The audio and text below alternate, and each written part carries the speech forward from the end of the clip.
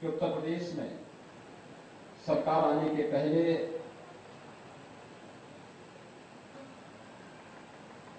शहर हो या गांव, सामान्य नागरिकों को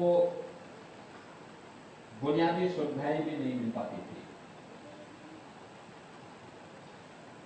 कानून व्यवस्था की स्थिति अत्यंत खराब थी। पर्व और त्योहार के पहले लोगों को उनकी आस्था के अनुरूप आयोजन नहीं करने दिए जाते थे। न बिजली आती थी, न चलने के लिए सड़क ठीक थी, न पेयजल की व्यवस्था थी, न स्वास्थ्य की सुविधा थी। कोई भी ऐसा दृष्टिकोण नहीं देखने को मिलता था जिसने पिछली सरकारों ने प्रदेश की 22 करोड़ 24 करोड़ जनता को अपने परिवार का हिस्सा मान करके शासन की योजना का लाभ उन्हें दिलाने का प्रयास किया हो। जबकि केंद्र सरकार 2014 के बाद से लगातार प्रदेश सरकार को ये कह रही थी कि अधिक से अधिक गरीबों को आवासीय सुविधा का लाभ मिलना चाहिए। हर गरीब के घर में उनका व्यक्तिगत शौचालय होना चाहिए। हर गरीब को प्रधानमंत्री उज्ज्वला योजना में रसोई गैस के निःशुल्क सिलेंडर उपलब्ध होने चाहिए। हर गरीब को विद्युत के निःशुल्क कनेक्शन उपलब्ध कराए जाने चाहिए। हर गरीब को 5 लाख रुपए की स्वास्थ्य बीमा का कवर दिया जाना चाहिए। हर गरीब को फ्री में राशन उपलब्ध कराया जाना चाहिए। लेकिन भाइयों बहनों,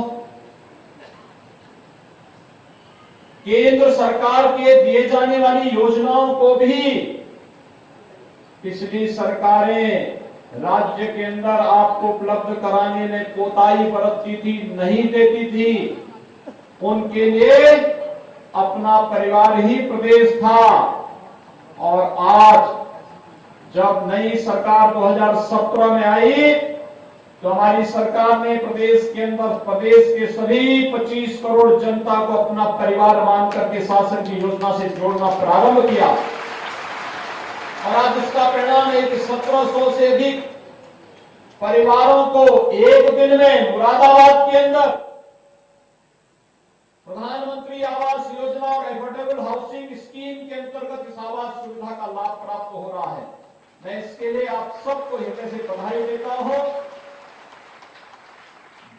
प्राधिकरण और गूडा के सभी अधिकारियों को हृदय से धन्यवाद देता हूं, जिन्होंने जनप्रतिनिधियों के मार्गदर्शन में इस सुविधा का लाभ यहां के लाभार्थियों को देकर के उनकी दीपावली को और भी अच्छी दीपावली बनाने का कार्य किया है। और ये कार्य केवल मुरादाबाद में नहीं हो रहा है। हमने 2017 के पहले के आंकड़े अगर आप देखेंगे, 2017 के पहले प्रदेश के अंदर 4300 लोगों को भी आवास नहीं मिल पाया था। जबकि 2014 में केंद्र में मोदी जी के नेतृत्व की सरकार लगातार तत्कालीन राज्य सरकार से कह रही थी कि गरीबों को आवास दिया जाना चाहिए, आप प्रस्ताव भेजिए। लेकिन उनके पास फुर्सत नहीं थी, क्योंकि उनके लिए अपना परिवार ही पूरा प्रदेश था और उनको इस बात से मतलब नहीं था कि किसी गरीब का कल्याण हो। लेकिन भाइयों बहनों, 2017 के बाद पिछले 4.5 वर्ष के अंदर हमारी सरकार ने प्रदेश के अंदर 43 लाख गरीबों को ग्रामीण और शहरी क्षेत्र में एक आवास उपलब्ध करवाया है। वहां निःशुल्क विद्युत के कनेक्शन दिए हैं, रसोई गैस के निःशुल्क कनेक्शन उपलब्ध करवाए हैं। की हर सुविधा से प्रदेश के अंदर हर नागरिक को जोड़ने का प्रयास हो रहा है। ये काम 2017 के पहले भी प्रदेश में किए जा सकते थे, लेकिन पहले की सरकारें जनता के प्रति संवेदनशील नहीं थी।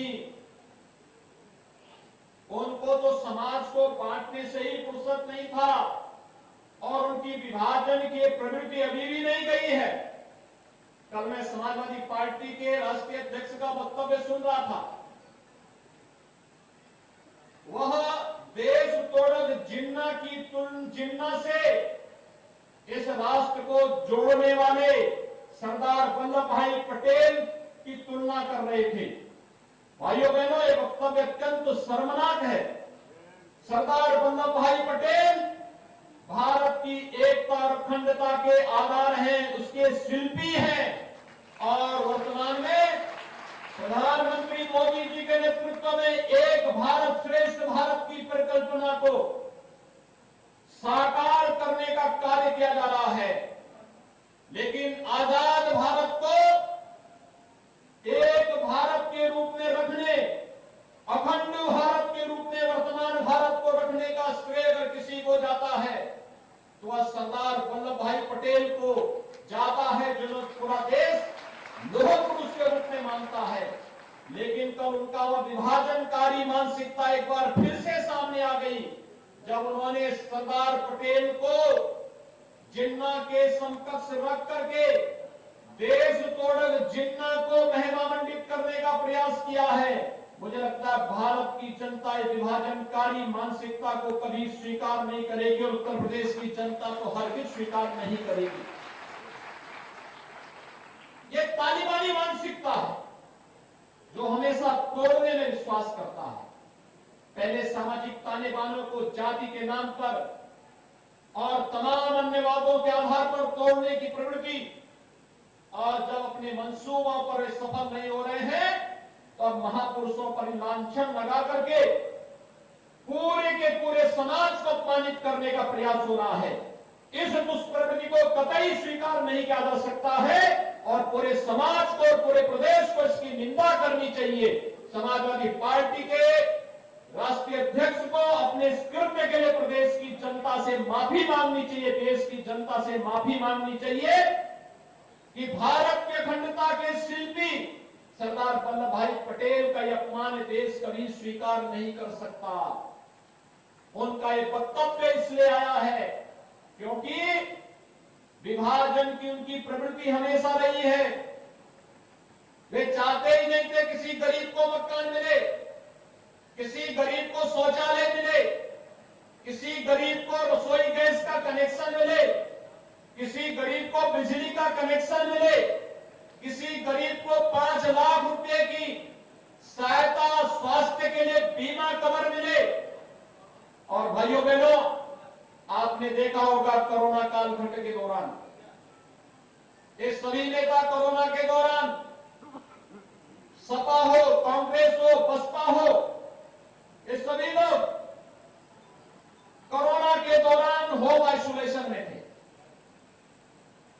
घर से बाहर नहीं निकले थे। गरीब जनता के पास जाने की बात तो दूर, अपने स्वयं के पदाधिकारियों के घर में भी नहीं गए। और जब उनके नेता स्वयं होम आइसोलेशन में थे तो उनके पदाधिकारी और उनके कार्यकर्ता भी होम आइसोलेशन में पड़े हुए थे।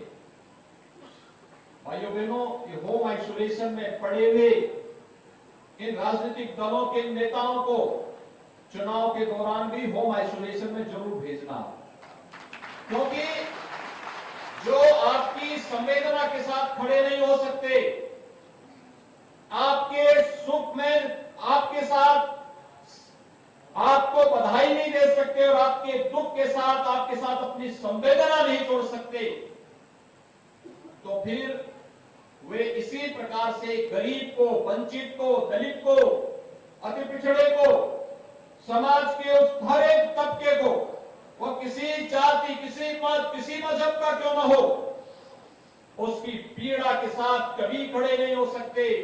और ये होंगे भी कैसे, क्योंकि इनकी प्रवृत्ति तो हमेशा गरीबों की संपत्ति को और व्यापारियों की संपत्ति को हड़पने की रही है। इनको पीड़ा इस बात के लिए नहीं होती थी कि किसी गरीब की संपत्ति को कोई माफिया कैसे हड़प रहा है। इनको पीड़ा तब होती है जब प्रदेश सरकार किसी माफिया के द्वारा हड़पी गई जमीन पर बुलडोजर चलाने का कार्य करती है, तब इन नेताओं को बुरा लगता है। लेकिन भाइयों बहनों, 2017 के बाद प्रदेश सरकार ने अपराध और अपराधियों के प्रति जीरो टॉलरेंस की नीति के साथ कार्य करना प्रारंभ किया। एक तरफ अपराधियों के साथ सख्ती के साथ निपटने का कार्य, प्रदेश में कानून व्यवस्था की सुदृढ़ स्थिति, सुरक्षा सबको, आस्था का सम्मान सबका, लेकिन शासन की योजनाओं का लाभ भी सबको, लेकिन कानून के साथ खिलवाड़ करने की छूट किसी को नहीं। और शासन की इस व्यवस्था का परिणाम है उत्तर प्रदेश तेजी